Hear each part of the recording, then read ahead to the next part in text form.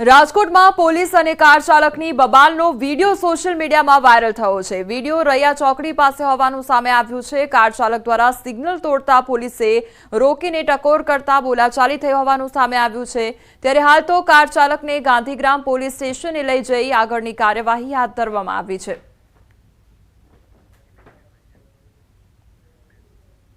आ तरफ नर्मदा में जमीन विवाद ने लई साध्वीए साधुने पोलीसनी हाजरीमां लाफो झीकी दीधो अने नर्मदा किनारे आवेल धनेश्वर आश्रमनो वीडियो वायरल थता खळभळाट मच्यो छे। नांदोद तालुकाना धनेश्वर मंदिरनी प्रोपर्टी मुद्दे साधुओ वच्चे विवाद थयो।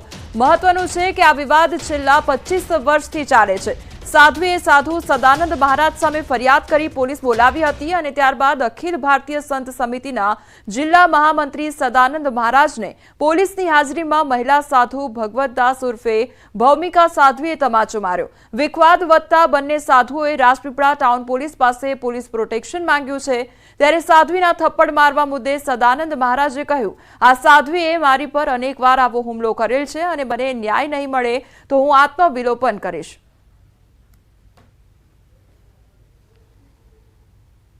जो सदानंद ने शब्द बोल्या छे एवा खराब शब्द बोल्या छे। स्त्री विषे बोल्या छे, महिला विषे बोल्या छे एवा शब्द खराब षड्यंत्र रची रह्या छे। ए 5 व्यक्ति छे, सदानंद, महेश तड़वी, जितेन्द्र गोस्वामी, प्रशांत अने प्रीतराम। आ 5 षड्यंत्र रची रह्या छे और धनेश्वर हड़पा मांगे छे, वहां त्यां होटल बनावा मांगे छे। आ लोको जानकीदासना धर्मपत्नी भागवतदास जी उपे भूमिकाबेन ए पोते मारा कम्पाउंडनी अंदर आवीने अनेक वखत आवी छासवादे हुमला करी अने पोलीस तंत्रने अने 100 नंबरनो दुरुपयोग करी अने छासवादे आवा षड्यंત્રો करता होय छे।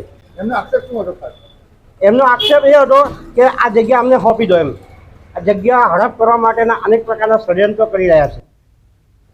नडियादमां रिक्शा चालको पासेथी हप्ता उघरावવાનો वीडियो वायरल थयो छे अने पोलीसना नामे धाकधमकी आपी रिक्शा चालको पासेथी रूपियानी उघराणी कराववामां आवी रही छे। एसपी कचेरी नजीक सरदार भवन सर्कल परनो आ वीडियो होવાનું अनुमान लगाववामां આવ્યું છે। रिक्शा चालके रूपिया आपवा आनाकानी करता पोलीस बोलावવાની ધમકી આપી હતી અને વીડિયોમાં પોલીસને હિસાબ આપવાનો હોવાનું કહી હપ્તાખોર હપ્તો ઉઘરાવી રહ્યો છે। પોલીસની ધમકી આપી દાદાગીરી કરતા પટેલ કાકાનો વીડિયો વાયરલ થયો છે। શહેરમાં પોલીસની કામગીરી પર અનેક સવાલ ઉઠ્યા છે। ન્યૂઝ 18 ગુજરાતી વાયરલ વીડિયોનું પુષ્ટિ નથી કરતું। તો અનેક સવાલ પણ ઉદ્ભવી રહ્યા છે કે એસપી કચેરી નજીક કેટલા સમયથી આ હપ્તા ઉઘરાવવામાં આવી રહ્યા છે અને શું ટ્રાફિક પોલીસ કોઈ કાર્યવાહી કરશે કે કેમ તેને લઈને પણ સવાલ ઉદ્ભવી રહ્યો છે। કારણ કે હપ્તા ક્યારથી ઉઘરાવવામાં આવી રહ્યા છે અને આ મુદ્દે કાર્યવાહી કરવામાં આવશે કે કેમ તે પણ સવાલ ઉદ્ભવી રહ્યો છે। શું પોલીસની મિલીભગતથી આ હપ્તા ઉઘરાવવામાં આવી રહ્યા છે તેને લઈને પણ અનેક સવાલ થઈ રહ્યા છે। આ તરફ વાપીમાં ઝંડા ચોક પર પુલના બાંધકામ અર્થે ખોદેલા ખાડામાં એક વ્યક્તિ ખાબક્યો અને ઊંડા ખાડામાં પડતા રાહદારીને ઈજા પણ પહોંચી છે। તો ખાડામાં પડતા જોતા સ્થાનિક લોકો એકત્રિત થઈ ગયા હતા। સ્થાનિક લોકો અને પોલીસે ઈજાગ્રસ્તને ખાડામાંથી બહાર કાઢ્યો હતો। પુલના ચાલતા કામ માટે રોડની બાજુમાં મોટા ખાડાઓ ખોદી રાખ્યા છે અને સલામતી માટે કોઈ વ્યવસ્થા નહીં હોવાથી કોન્ટ્રાક્ટરની બેદરકારીને કારણે અનેક વખત આવી ઘટના બને છે। જો કે ખાડામાં ખાબકેલો વ્યક્તિ નશામાં હોવાનું સામે આવ્યું છે। ત્યારે અનેક સવાલ ઉદ્ભવી રહ્યા છે કે આખરે આ પ્રકારના જ્યારે ખાડા ખોદવામાં આવતા હોય છે ત્યારે એમાં કોઈનો જીવ જતો રહે તો એના માટે જવાબદાર કોણ? કારણ કે સલામતી માટે કોઈ વ્યવસ્થા રાખવામાં આવતી નથી। ત્યારે આ વ્યવસ્થા પણ ક્યારે કરવામાં આવશે તેને લઈને પણ સવાલ ઉદ્ભવી રહ્યા છે અને હજુ આ પ્રકારે ખોદેલા ખાડામાં કેટલા લોકોનો ભોગ લેવાશે તેને લઈને પણ અનેક સવાલ ઉદ્ભવી રહ્યા છે। બનાસકાંઠાના સોઈ ગામના સોનેથ ગામ નજીક લક્ઝરી બસ અને ટેન્કર વચ્ચેના ગમખ્વાર અકસ્માતમાં 3 લોકોના મોત થયા છે જ્યારે 15 થી 20 લોકો ઘાયલ થયા છે। તો મોડી રાત્રે ભારતમાલા હાઈવે પર આ અકસ્માત સર્જાયો હતો। ઘાયલોને 108 મારફતે ભાભર, થરાદ સહિતની સરકારી ખાનગી હોસ્પિટલોમાં દાખલ કરવામાં આવ્યા છે। મૃતકોને સોઈગામ સરકારી સામૂહિક આરોગ્ય કેન્દ્રમાં પીએમ અર્થે ખસેડવામાં આવ્યા।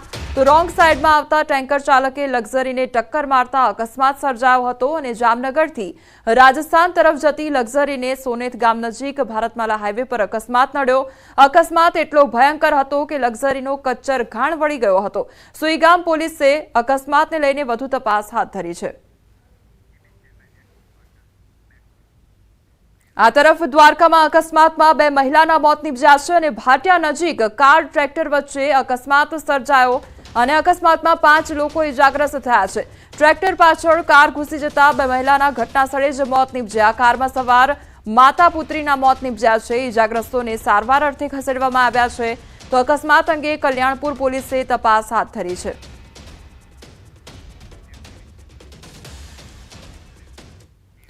અમદાવાદ શહેરમાં 31મી રાત્રે દારૂ પીધેલા 400થી વધુ લોકો પકડાયા છે. 31 ડિસેમ્બરે નિયમોને નેવે મૂકીને ઉજવણી કરનાર લોકોને દંડનો ડામ મળ્યો છે. નવા વર્ષની ઉજવણીમાં છાકટા બનેલા 400 લોકોને પોલીસે પકડ્યા અને કાર્યવાહી કરી. તો પોલીસે ગત રાત્રે ડ્રિંક એન્ડ ડ્રાઈવના 223 કેસ નોંધ્યા છે, જ્યારે એક એનડીપીએસનો કેસ નોંધાયો છે. ટ્રાફિક નિયમોનો ભંગ કરનાર 558 વાહનોને ડિટેઇન કરવામાં આવ્યા છે. આ સાથે જ 5,60,900 રૂપિયાનો દંડ વસૂલાયો. હાલ ઋષિકેશ પટેલ દ્વારા પ્રેસ કોન્ફરન્સ કરવામાં આવી રહી છે. સીધા આદરણીય ભૂતપૂર્વ વડાપ્રધાન મનમોહનસિંહજીને શ્રદ્ધાંજલિ આપતો ઠરાવ પસાર કરવામાં આવ્યો. એમની કામગીરીને બિરદાવી 10 વર્ષ સુધી એમની સેવાઓને, ભારત માટેની સેવાઓને એમને યાદ કરી શ્રદ્ધાંજલિ પાઠવી છે. 2 મિનિટનો સાયલેન્સ એટલે મૌન રાખી અને સાથે શોક પ્રસ્તાવ પસાર કરી અને એમના કુટુંબીજનોને આપણે મોકલી આપીશું. સાથે સાથે 2 મહત્વની જાહેરાત પણ કરવામાં આવી છે. જે મહાનગરપાલિકાઓ નિર્ણય થયો હતો કે મહાનગરપાલિકાઓ બનાવવાની છે, એને આજે કેબિનેટે મંજૂરી આપી અને મંજૂરીના અર્થે ટૂંક સમયમાં કદાચ આજ અથવા તો કાલ એ નોટિફિકેશનની તૈયારીઓ કરી એ નોટિફિકેશન બહાર પાડવામાં આવશે, જેનાથી આવતા સમયની અંદર આ નવી મહાનગરપાલિકાઓ અસ્તિત્વમાં આવશે. અસ્તિત્વમાં આવેલી આ 9 મહાનગરપાલિકાઓ થતાં ગુજરાતનો અર્બન વિસ્તાર 50% કરતાં પણ વધી જશે અને એના કારણે અર્બન વિસ્તારમાં આ મહાનગરપાલિકાઓના કારણે આઉટર સ્કર્ટની અંદર એટલે કે આજુબાજુના વિસ્તારો કે જે ડેવલપ થયા હોય એમાં ગામડા પણ આવી જાય, નગરપાલિકાઓ નજીકની હોય, તો એવા તમામ ગામડાઓ અને નગરપાલિકાઓ જોડી અને મહાનગરપાલિકા થતાં વધુ સત્તા, વધુ કાર્યક્ષમતાથી, સુનિયોજિત આયોજનથી એ શહેરોનો વિકાસ થાય અને શહેરો એ કોઈ પણ રાજ્ય માટે એ ગ્રોથ એન્જિનનું કામ કરતા હોય છે અને સૌથી વધુ અર્બેનાઇઝેશન ગુજરાતમાં છે. આ બધી નગરપાલિકાઓ નાની હતી, અ વર્ગની હોય, બ વર્ગની કે ક વર્ગની, પરંતુ જ્યાં એકબીજાના વિકાસ એકદમ અડી ગયો હોય, ગામડાઓ સુધી પહોંચી ગયો હોય નજીકના ગામ, એવા તમામ ગામોને આવરી લઈ આ 9 મહાનગરપાલિકાઓ નક્કી કરવામાં આવી છે. જે આવતા સમયની અંદર 3 નોટિફિકેશન એના બહાર પડશે કે જેમાં લાર્જર અર્બન એરિયા મોટા શહેરી વિસ્તાર તરીકે નોટિફાઈ કરવામાં આવે છે. ત્યારબાદ આ વિસ્તારોને જીપીએમસી એટલે કે ગુજરાત પ્રોવિન્શિયલ મ્યુનિસિપલ એક્ટ 1949 લાગુ પાડવામાં આવશે અને વહીવટદારની નિમણૂક કરવામાં આવશે. આમ વહીવટદારની નિમણૂક થતાં જ જે નગરપાલિકાઓ છે એની હયાત જે પણ ઇલેક્ટેડ બોડી છે એ દરખાસ્ત થશે અને વહીવટદાર એનું કામકાજ સંભાળશે. એની વોર્ડની રચના અને એની વોર્ડની રચના સાથે એના સીમાંકનથી લઈ અને તમામ બાબતો એ નક્કી કરી અને એના પછી મહાનગરપાલિકાની ચૂંટણી માટે એ સજ્જ થશે. આમ એકંદરે જે આખો આ જે ક્યારનો લગભગ ભૂપેન્દ્રભાઈએ આ 9 મહાનગરપાલિકાઓ નક્કી કરવાનું જે દિવસે નક્કી કર્યું હતું ત્યારથી જ આ વિસ્તારોની અંદર ખૂબ ખુશીની લાગણી હતી. હવે હકીકતમાં પરિવર્તિત થવા જઈ રહી છે. એટલે ખૂબ ઝડપથી આ પ્રક્રિયા પૂરી કરી અને એને પૂરી કરવામાં આવશે. સાથે એક બીજો મહત્વનો એમને નિર્ણય લીધો છે. બનાસકાંઠા જિલ્લાનું એમને વિભાજન કરવાનો નિર્ણય લીધો છે. એરિયાની દ્રષ્ટિએ અને વસ્તીની દ્રષ્ટિએ 14 તાલુકા ધરાવતો આ સૌથી મોટો જિલ્લો હતો.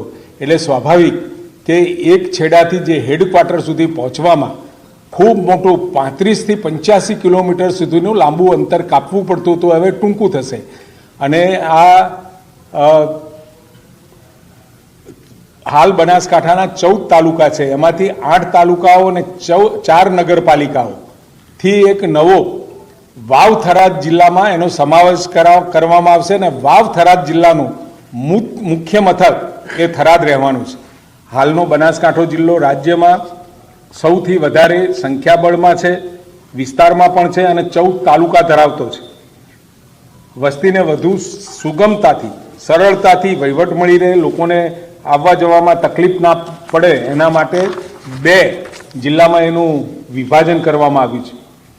વાવ થરાદ જિલ્લામાં કુલ 8 તાલુકાઓ વાવ, ભાભર, થરાદ, ધાનેરા, સુઈગામ, લાખણી, દિયોદર અને કાંકરેજ અને સાથે 4 નગરપાલિકાઓ ભાભર, થરાદ, થરા અને ધાનેરા. આ 4 નગરપાલિકાઓ અને 8 તાલુકાઓનો મળી કુલ વાવ થરાદ જિલ્લો બનશે, જેનું હેડક્વાર્ટર થરાદ રહેવાનું છે. બનાસકાંઠો જિલ્લો એના 6 તાલુકાઓ છે, પાલનપુર, દાંતા, અમીરગઢ, દાંતીવાડા, વડગામ અને ડીસા, અને સાથે 2 નગરપાલિકાઓ પાલનપુર અને ડીસા, એમ મળી અને બનાસકાંઠા જિલ્લો. આમ 2 જિલ્લા હવે અસ્તિત્વમાં આવશે. બંને જિલ્લાઓમાં દરેકમાં 600ની આસપાસ ગામડાઓ રહે એ રીતનું આયોજન કર્યું છે. વાવ થરાદ જિલ્લામાં 6257 ચોરસ કિલોમીટર અને બનાસકાંઠામાં 4486 ચોરસ કિલોમીટર રહે તે પ્રમાણેની રચના કરવામાં આવી છે. સરેરાશ 35 થી 85 કિલોમીટર જેટલું અંતર ઘટશે, ઈંધણમાં પણ બચત થશે અને લોકોની સુગમતા વધશે. અને 2 નવા જિલ્લાઓ થતાં સરકાર તરફથી મળતું ભંડોળ ગ્રાન્ટમાં વધારો થશે, જેથી બનાસકાંઠાની જનતાને માળખાકીય અને માનવ વિકાસ સુવિધાઓ વધવાની છે.